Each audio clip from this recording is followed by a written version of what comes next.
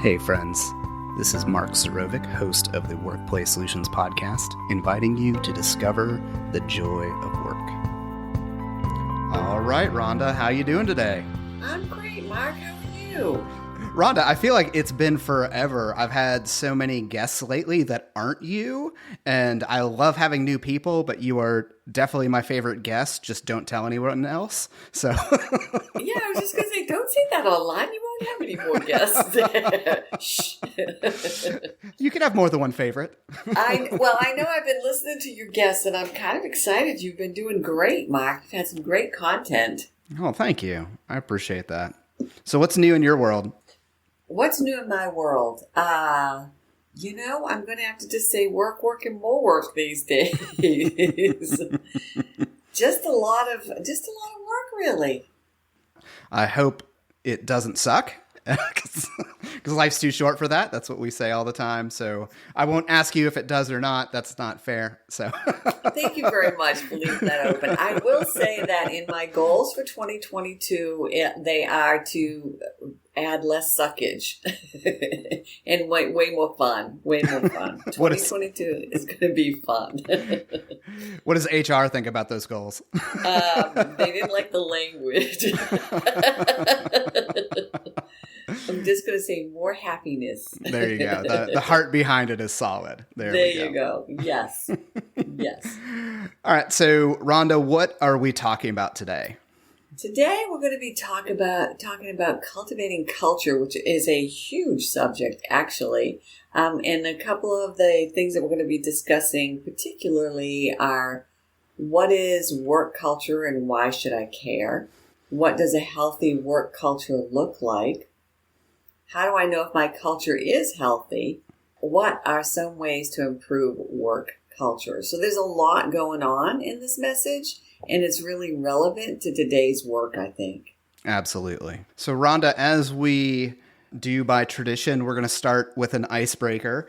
And I was actually looking at a post on LinkedIn recently about icebreakers, and some of the comments said just using the word icebreaker turns 50% of the people off. So I don't know what to call these right now, but we need to come up with a new name for whatever these are. I love that, because every time you say it, I get a little pain in my chest, like, what's he going to ask now? And I always go back to, oh my gosh, remember the one with the pitchfork arm? That was it. So let me be clear. I'm still going to do exactly the same thing. I just don't want to use the word icebreaker. I'm going to name it something new. Yeah, something that doesn't have the baggage associated with it. And hopefully we're redeeming that concept as we come up with interesting things. The question of the day, or whatever we're going to call it, what was 8-year-old Rhonda's dream job or career? Like, what did you want to be when you were a kid? A policeman, because my dad was one. Okay. I just wanted to be a policeman. Then I figured, too, since my brothers were always beating me up, maybe I could beat them up if I was a policeman. Yes, that's what I wanted to be. For me, it was an astronaut. Ooh. And I ended up going to space camp in, I think, the one in Florida. And it was awesome. I loved it until we got to the multi-axis trainer. It's that thing that you sit in that spins in 3 different directions. And I got off of that and I was so dizzy that I ran into the plexiglass wall and then went and threw up.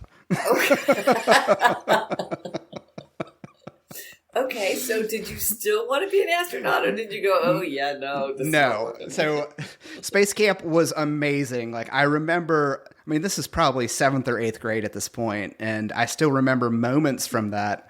It was very memorable. They ran a very good and interesting program. But some of the things I realized when I went, one is astronauts know a ton of math and physics, and that's what they're doing most of the time. And I'm okay at math, but not at the level that they are. So that was one thing. The whole getting motion sick really easily just doesn't play well with a controlled helmet in a controlled system. So that wasn't good. But I did get to drive a copy of the lunar rover, so that was fun. So well, there you go. That was redeeming for everything. That was redeeming. Good. Yeah, but I remember having that like, oh, this is just like a bunch of math and procedure. Oh. Isn't it great that we get to change our mind at that age? Yes. Absolutely.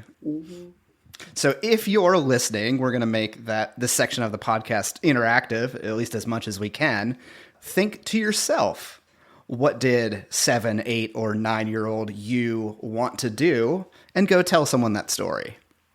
I love that, yes, because we don't think back to those days often enough. Bringing our little child back out to say, what did you want to do? And are you doing it now? Yeah. And why aren't you? Well, yours could be good, Mark, because I threw up in my helmet. Yeah, that would not be ideal. All right, we are having fun. Rhonda, I've missed you so much. I missed you too, Mark. Let's jump into today's topic. So, cultivating culture. Kind of the reason for this episode now, a couple things were going on in my life. One, I've been reading this book by Tim Keller called Every Good Endeavor, and it's looking at work and how that is designed from a Christian worldview. So I've been reading that and pondering that, and Keller, in the chapter about culture, makes this he makes this statement that the root word of culture comes from the same root word derived from the Latin colere. I don't speak Latin, so if you do, please correct me.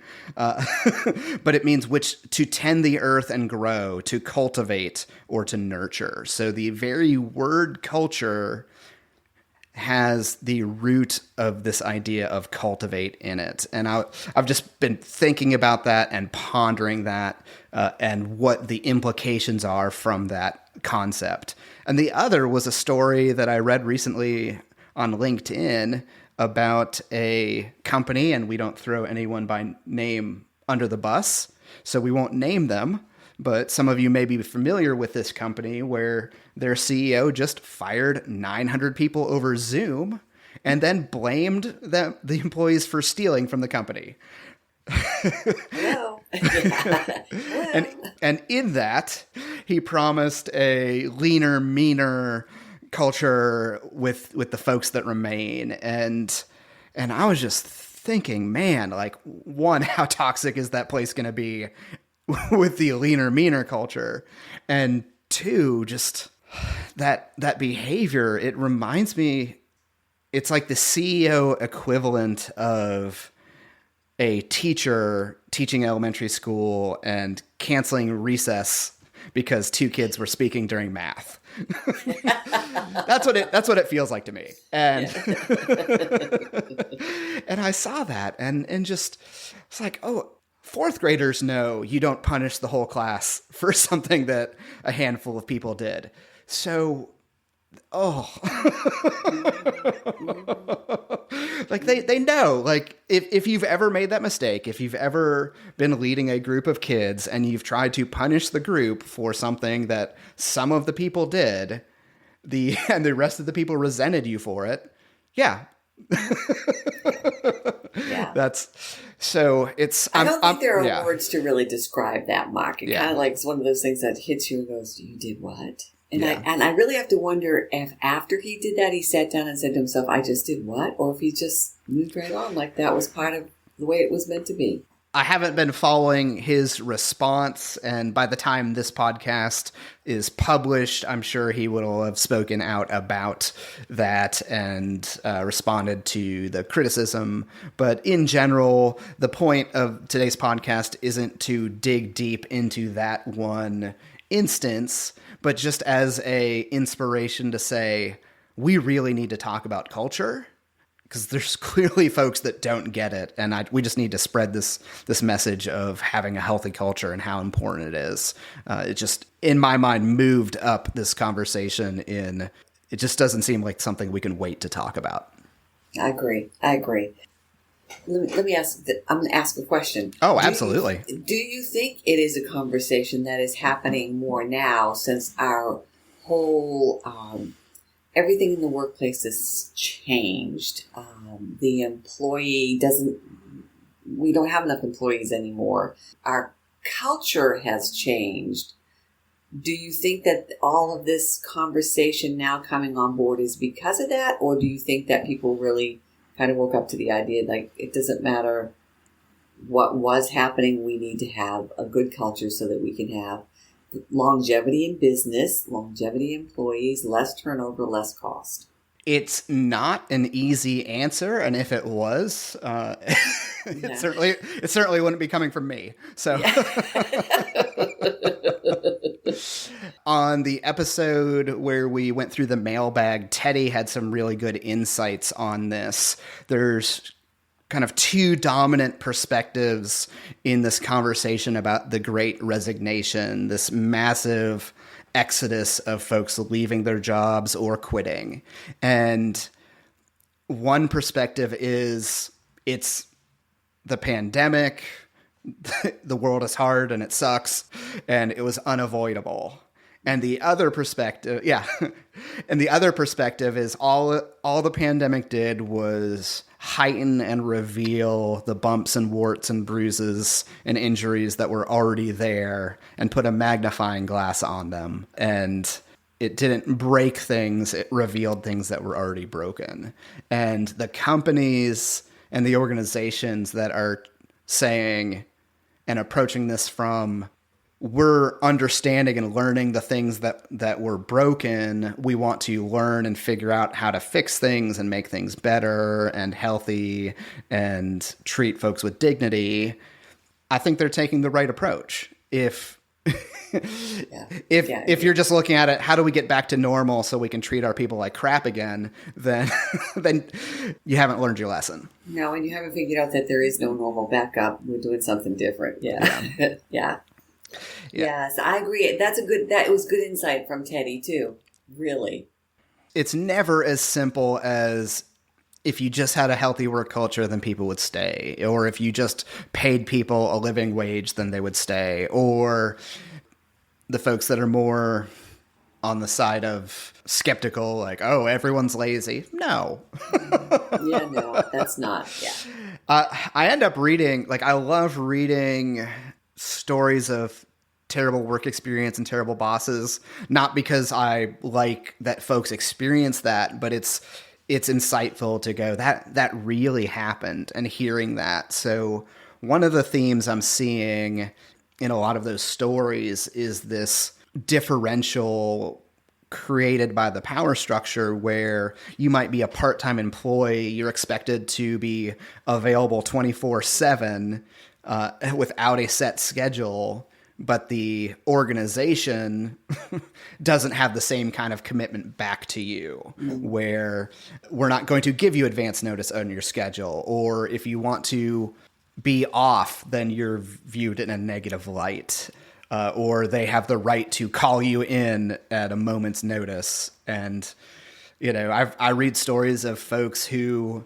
were commuting to work on the subway in some of these situations, and they get a text like, never mind, you're dropped from the schedule. And wow. And you see that and you go, it's not just a pay issue. Pay matters. Pay obviously matters if you are trying to run a family on $7 an hour. That's just not going to happen.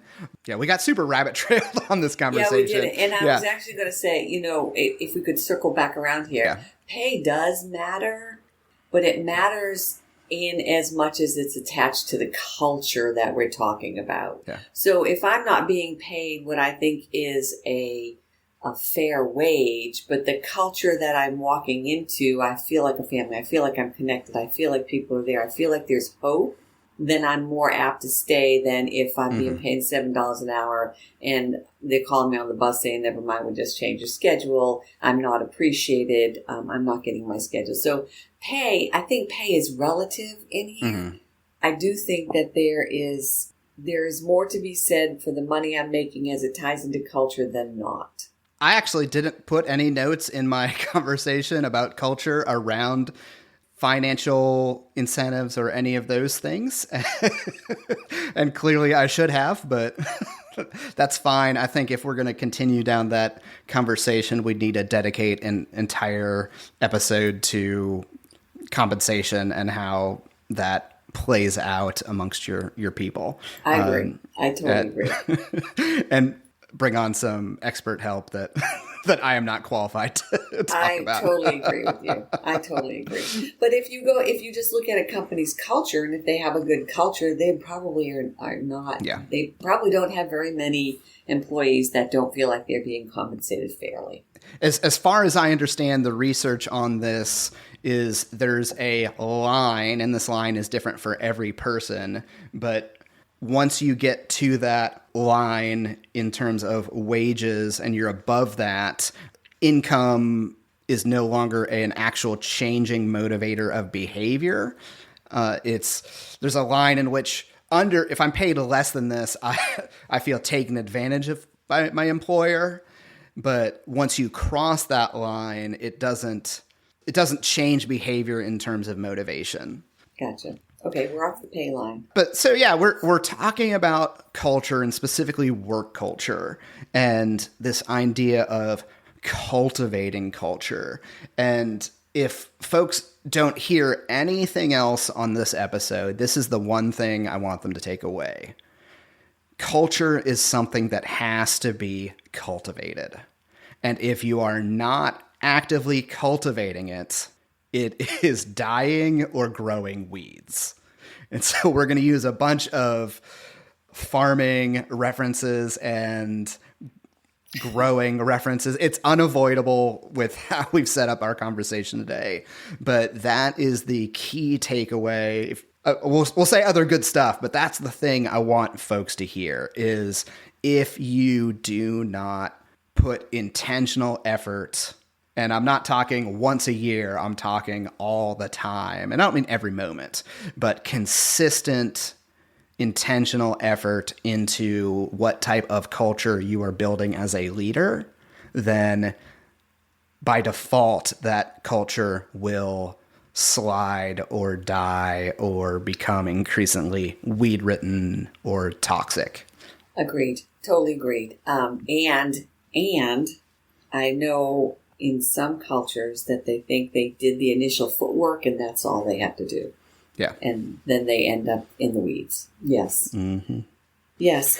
We can talk about the culture that I came from before I came here, which was a government culture or lack of. So let's just go with lack of because I'm not sure that there was ever a culture there. Well, as far as creating something, culture doesn't just happen in the organization. Culture is felt by, in my opinion, the people that are coming into that organization, i.e. clients, i.e. Patrons. They know if there's culture there or not because of the way the chaos looks behind the scenes. And I believe people see that. I do. And I'm going to clarify something you just said, Rhonda, just so that we're not confusing our listeners. Culture happens whether it's intentional or not. A healthy culture yes. has to be intentional. So if you do nothing, there is a culture. Yes, there is. Because culture is, in essence, it's the sum of the leadership behaviors and the sum of the individual contributor behaviors. So when you hear things like, that's not how we do things here, or I know what the rule is, we really do X. Those are parts of the culture. If you say, hey, part of our culture is we are early for meetings and the meetings start on time, awesome.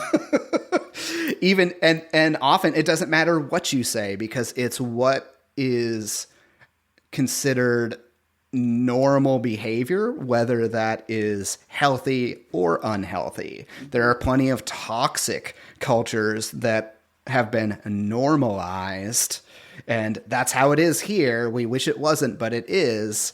And when I see that, I just think it's a shame. And that's a great point, Mark. That was a fabulous clarification on that. Culture is there somehow. Yeah. It just may not be very healthy. All right, so Rhonda, give us an example of a culture you've been a part of that was healthy. And since we live in the real world, we know there's no perfect culture. It can be challenging to say healthy, unhealthy, good, bad, and put things in stark terms. So if you want to focus on aspects of a culture that were good or healthy, that's fine. So give us an example of a healthy culture that you have experienced in your career. I think I'm going to go back a ways and choose one that I'm going to use her name, Nina, GMG Associates. In the healthiness of it was that we were treated as one.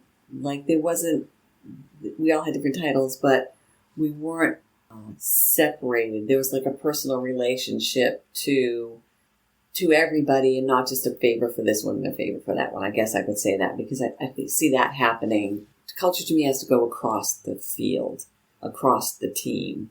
And I think that was one of the things that happened really well there, that everyone was treated cordially with respect as one. And we had open discussions. If things weren't working, you were not afraid to say what wasn't working, and changes could be made. There wasn't, I'm the leader and you're going to follow my rules. It was more of, I've created this, and what changes do you think we could work with? What changes would make us better? What changes would serve our client better? And to me, that's a rich culture for developing new leaders even. And something I'm picking up in that answer is this concept, and it's later in my notes, but I'll introduce it now, of psychological safety. It's a newer term for something that's existed, as long as there's been groups and teams and organizations. This idea that I can be authentic and try to make things better and help without putting myself in danger. So contributing is a safe thing. Asking clarifying questions is safe. I'm not going to be ridiculed or thought of less intelligent or less professional when I ask questions. And I've just finished Adam Grant's book on thinking differently. Golly, what's it called? Oh, Think Again. So There's no podcasting for us today. No. So I just finished Adam Grant's book, Think Again. And you see that theme come up over and over again, where cultures without that psychological safety have accidents, have turnover. You saw that in NASA before the Challenger incident and before another incident that he describes in the book. And this idea of psychological safety is absolutely essential to a healthy culture. Agreed. All right, so Rhonda, rather than telling us a story of an unhealthy culture, it's sometimes too easy to throw folks under the bus in that. Yeah. Let's use some descriptor words for an unhealthy culture. What are some of the things that someone might feel or experience or hear in a work culture that's unhealthy? I'm going to say that there wouldn't be compliments on your work. There's no positive reinforcement. Normally, they're looking for things that aren't positive. The priorities probably haven't been specified. There's probably no humor in there for sure. And there's not clear department goals. So we're not sure where anybody's going. Do you agree or no? Oh, yeah, absolutely. Mm-hmm. So I was thinking ahead. I was doing a bad job listening. I'm sorry. Oh, great. Hey, we own our stuff. That's I gotta own that. I did not do a good job listening for a second. I love it. I'm not gonna pretend. There you go. This happens. This happens. And it could happens. happen in the culture workplace too. Okay. I think things that come to mind, for me, failure to own your own mistakes, blaming others for your failures, and riding on their coattails for somebody else's successes. Like, I just cringe when I hear that or see that, where when it's great, it was me, but when it was a failure, then it was everyone else. Yes. Yes. I'm a big sports nut, so I love football. When I see football coaches that really are good culture champions, it's the exact opposite. You see, when they lose, the coach is like, yes, this is on me. I didn't have a good game plan. I didn't prepare the players, or we called the wrong plays, or whatever. It's they're owning that mistake. And the good coaches in the win are deflecting all of it. They're showing that humility and saying, hey, it doesn't matter how good the plan is or the preparation is, the players are the one playing the game. And coaches who do that backwards, I cringe when I see their interviews on the news. They're like, well, yeah, our quarterback sucks. You're just like, your quarterback's going to hear this. Yeah. Like, and he's going to go to the next game going, oh, yeah, I suck. Let me see if I can do that again. No. Yes, I agree. That's the psychological safety right there. He's putting it out there. There's what's the safety in that? Unless football players have a hard shell that I don't know about, but I don't think they do. Final thoughts, not for the conversation, because it's clearly not done. We'll pick this up with a second part later and finish some of the questions we said we were going to answer that didn't. Some final thoughts before we call it a day today. So if I'm an employee and it's not working for me, I don't have to tolerate poor managers. I really don't. I mean, there's a choice here of what I want to do, hopefully, especially in today's market. And the other one is, if I'm hiring people, I don't want to hire people who don't fit the culture that I've created. We set the groundwork, and then if we don't hire the people into what we've set that work in the culture, then we've wasted time. Or if I'm in what I determined to be a not good culture and I'm staying, whose time am I wasting? Where am I going to be? Am I going to be there for 20 years? Probably not. You're going to get fired. But what do I want to do? So I'm not growing if I'm not in a culture that fits me. And you're not going to grow if you don't enter in a culture that fits you. Does that make sense? So for me, golly, this episode feels so incomplete. I'm going to leave with the hope that in our next conversation on this, I want to get deeper into some of the specifics of this is how you know whether your culture is healthy, and here are steps you can take from a manager or leader perspective to improve it, or from an individual contributor perspective. So I don't want to miss that part of the conversation. Culture is something that absolutely has to be intentionally cultivated, and we'll do a better job in the next episode of of talking about how to do that. Yes. All right, Rhonda. That sounds good. Oh, it was man, fun though, Mark. Yeah, it was fun. Life is way too short for work to suck. So if you want help to build your team, train your team, or manage your team, we're here. Come see us at workplaysolutions.com. Thanks for listening to the podcast.